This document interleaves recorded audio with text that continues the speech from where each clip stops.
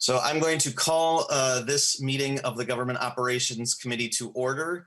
This is a historic occasion. This is potentially, but not necessarily, the last meeting ever of the House Government Operations Committee. So thank you all for being here today. It is December 11th.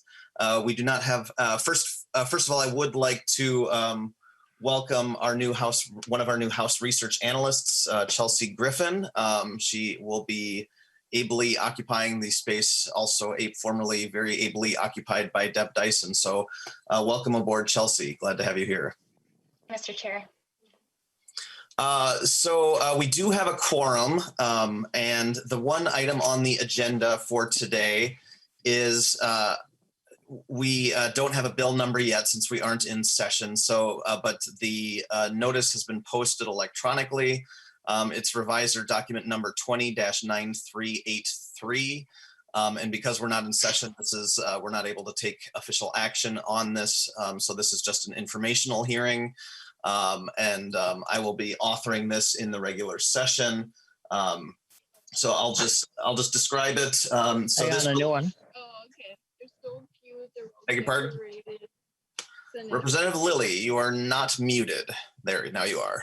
So now this bill relates to language passed in the 5th special session, which was the October one.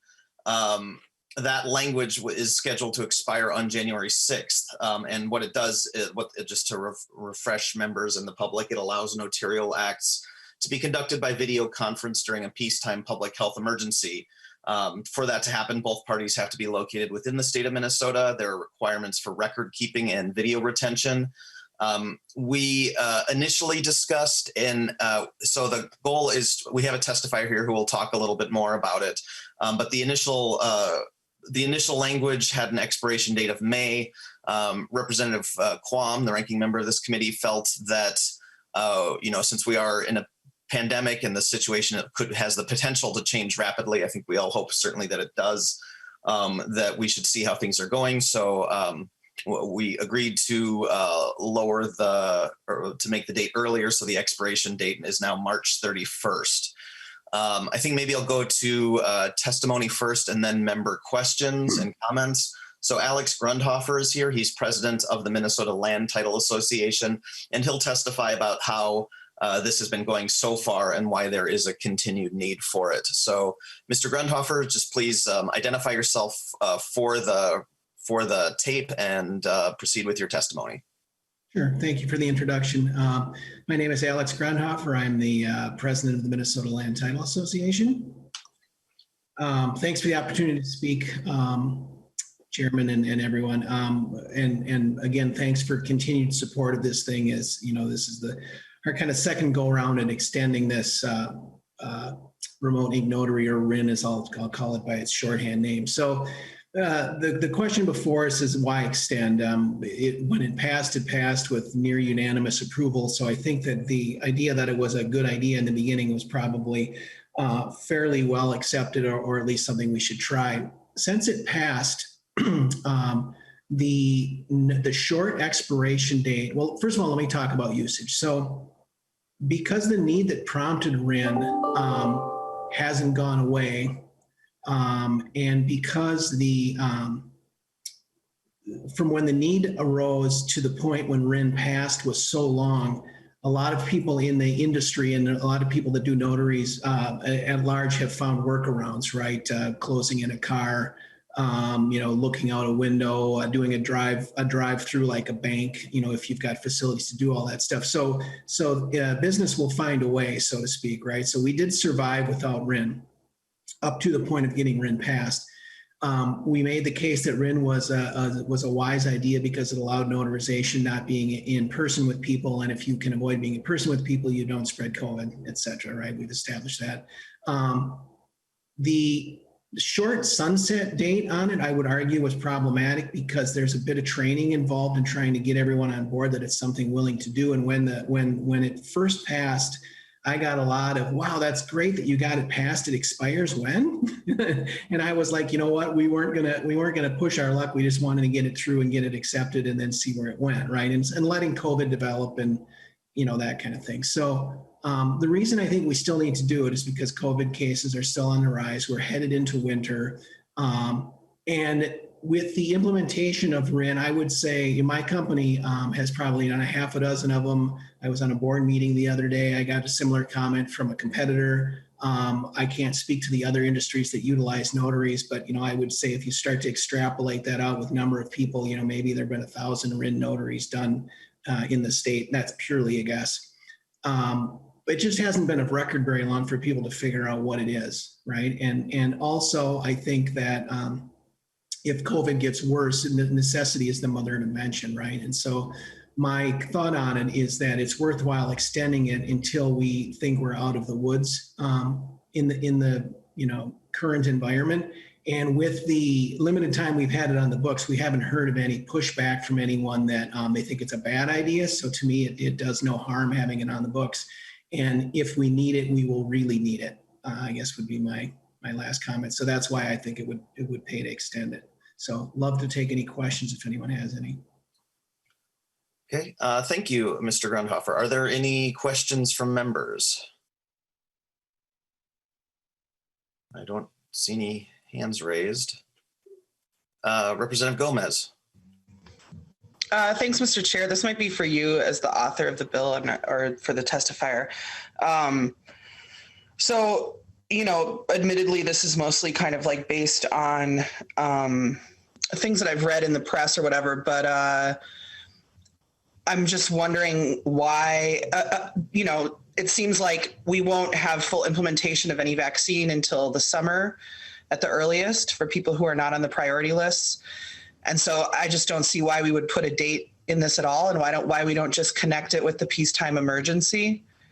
Because we might just have to come back and change this again in March, because nobody's actually predicting with any authority that we're going to be out of the woods on distancing requirements by March. So it just seems like, creating another potentially unnecessary hearing down the road and another modification to law when we really don't need to. So I'm just wondering why there's an expiration date.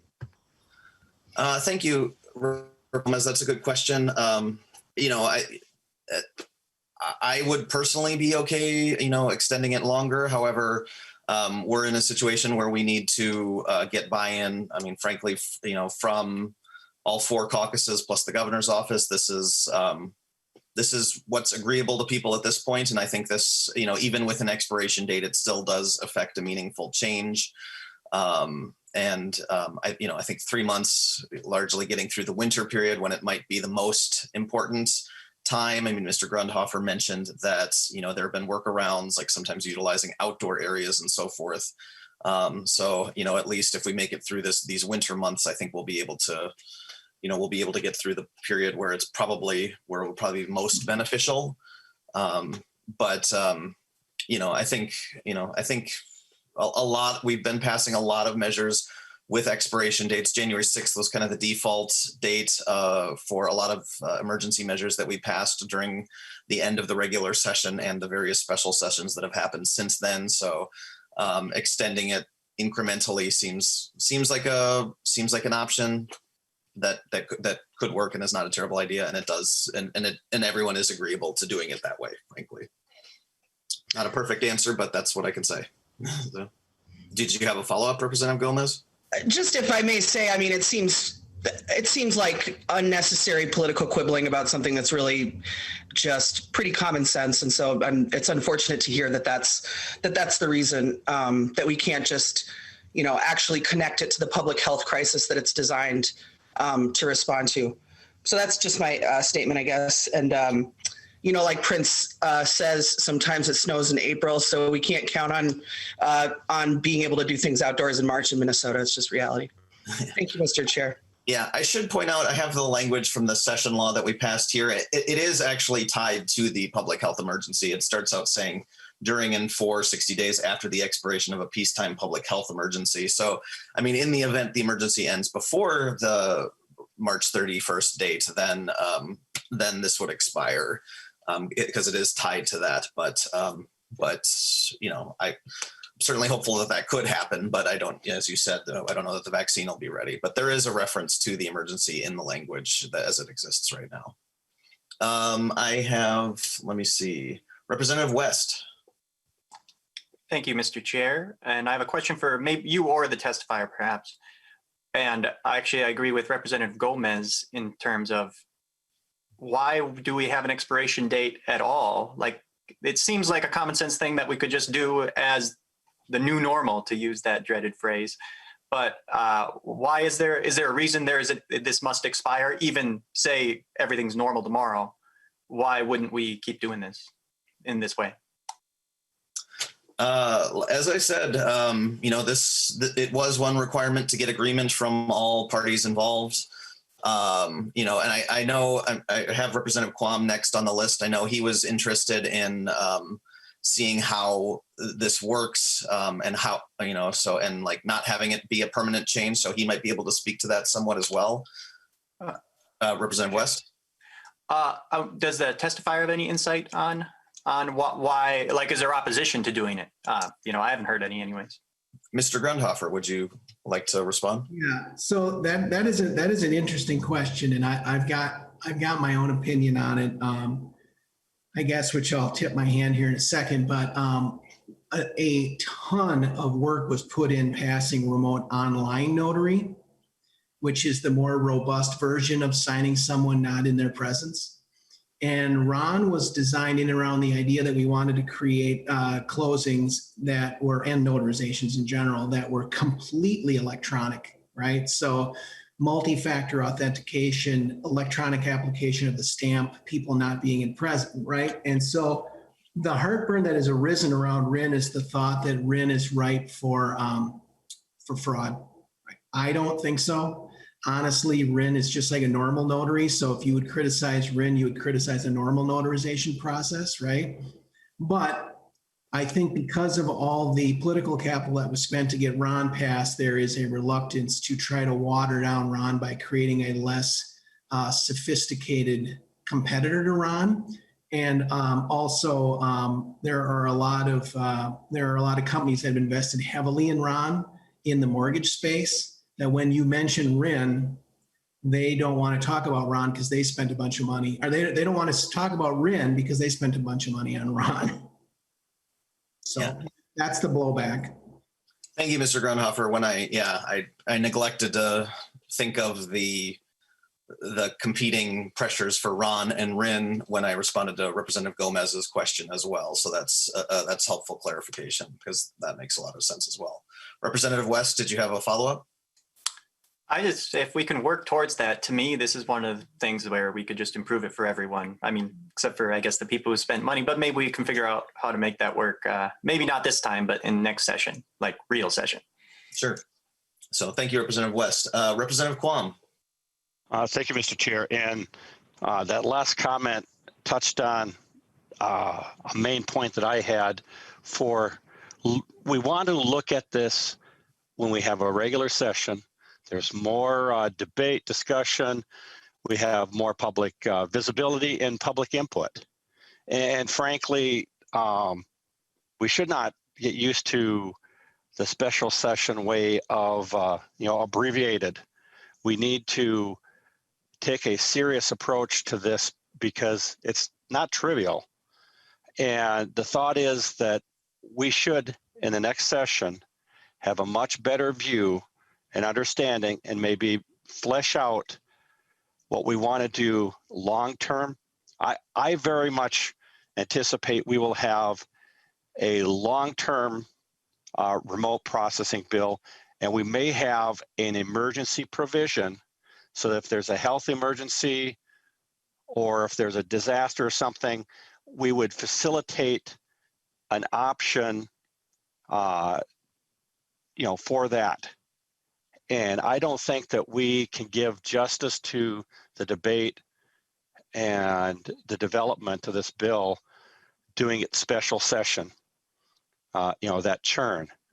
And that's why by March, that does two things. One, it gives us plenty of time during a regular session to address it. And two, it gives us enough of a deadline so that we actually do it. Because, bonding, budget, etc., If it's the end of session, things seem to pile up there. And I didn't want this caught up in the end of session, traffic jam. And that was the intent, to give it plenty of time and have it before the end of session. That's why I thought May was somewhat problematic, because we might be distracted by, a little thing called the budget. So I understand, let's just do it, but there's also, I think we need to do the service to the people and do it right with full openness and rigor. Thank you. Thank you, Representative Quam. Representative Bahner. Thank you, Mr. Chair. So I guess it's maybe not so much as a question as sort of a thought process commentary. I guess I as well am concerned about the date. And I certainly respect and understand Representative Quam's point of view in terms of not wanting to get it caught in the traffic jam along with all the other things and have it get lost. And I certainly respect that. But I think, and I also understand and appreciate the idea of RIM versus RON and the folks who've invested there. But I just want to say, and this is my personal view, but I think especially in the world in which we're living today, we've got to do as much as we can to have provisions that are flexible for businesses and industry. And I feel like this is one of those areas where we have an opportunity to do just that, to give them greater flexibility. And while I understand that RON may be the more robust version, it might work great for those companies who have the money and the ability to invest, but I can see the value also of them coexisting and having some provisions that might be helpful for smaller businesses in more remote areas, or, a mom and pop shop, that kind of thing, and work their way up to that standard. So I guess from as a fellow business owner and someone who thinks about this quite a bit with lots of business members in my own family, I've been thinking a lot about how we can be more flexible and responsive. And so I like the idea of having the ability to do this right now. I would say that I am concerned about the date and just making sure that we have enough flexibility to give businesses that time, knowing that it could be well into the end of the second quarter, beginning of the third quarter, before we have really good wide distribution of the vaccine, and just making sure that we're mindful of that particular issue. Thank you, Representative Bahner. Yep. Representative Masin.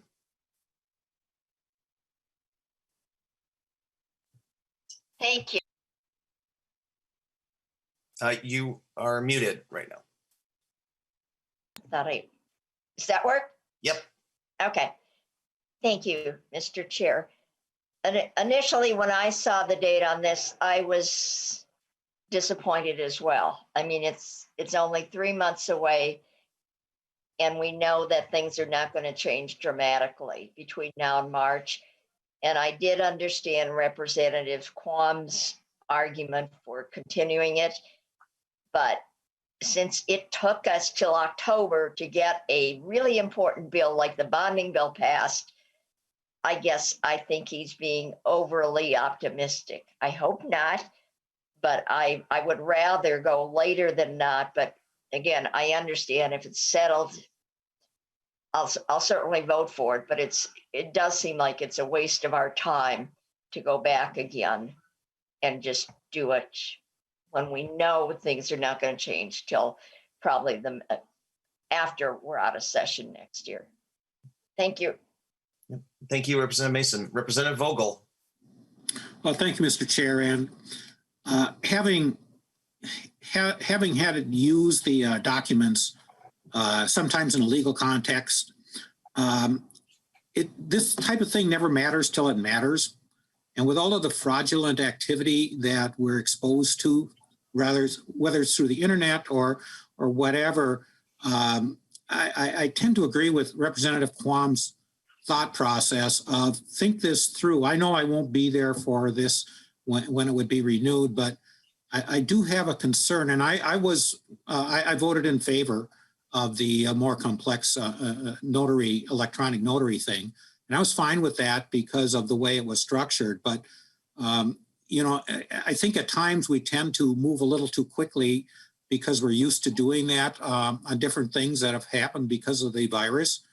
But this is a long-term consideration, and those documents are going to be around for a long, long time, especially when it comes to mortgages on people's houses. And if there's fraudulent activity and somebody's title is messed up because of it, it's really a huge cost for that homeowner or that business. So I would caution moving too expediently on relaxing these things until you can really have a good conversation on how this can be done so that there isn't any hint ever of fraudulent nature, because it may not show up for 5 or 10 years, but when it shows up and later it shows up, the worse it gets, because it's longer away from any time that anybody can testify on what happened. So I would just add a note of caution and agree with Representative Quam's suggestion that I know it's a little bit of bother, but review it and make sure it's where you want to go. Thank you, Mr. Chair. Thank you, Representative Vogel. So, I mean, I don't have anybody else on the list. Certainly happy to take additional comments if anybody has any. I mean, I'm not really hearing any objection to the substance, but it seems like there is some concern about the duration of this. But, you know, I think it's probably prudent to proceed with a shorter date at this point, and partly because the RON is still becoming more widespread and a lot of people still haven't used it, and seeing how the two processes interact and how widespread available RON becomes, I think would be helpful before determining if RIN should be a permanent solution as well or not. So we will have the opportunity to revisit this during the regular session. There is agreement on the March 31st date from all the relevant parties. So I think it's probably fair to move forward with that. There's no action that needs to be taken. This is just informational, but it's been a good discussion, I think. I guess maybe I'll just throw it out there one more time, see if anybody has any questions or comments. Okay. Well, it's been an honor chairing this committee. You've been a great committee to work with. I've enjoyed getting to know all of you better and appreciate the opportunity. It is, I think, a committee with a storied history.